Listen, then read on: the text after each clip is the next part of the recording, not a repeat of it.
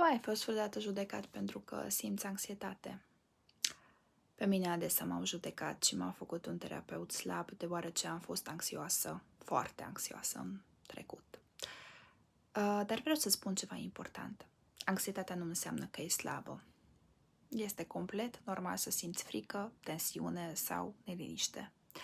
De fapt, anxietatea apare adesea la oamenii empatici și atenți la detalii, la sensibili, pentru că pur și simplu mintea și corpul încearcă să te protejeze. Iar dacă tu te judeci că simți anxietate, anxietatea o să devină și mai puternică. E ca și cum copilul tău vine și îți zice: mami, mi-e frică. Și tu zici: mă, ce copil prost am că îi este frică. Știi ce? Ce ai face în momentele în care copilul ar veni noaptea la tine în cameră și ți-ar spune: mami, mi-e frică? L-ai critica sau l-ai lua în brațe și ai încerca să îl alini?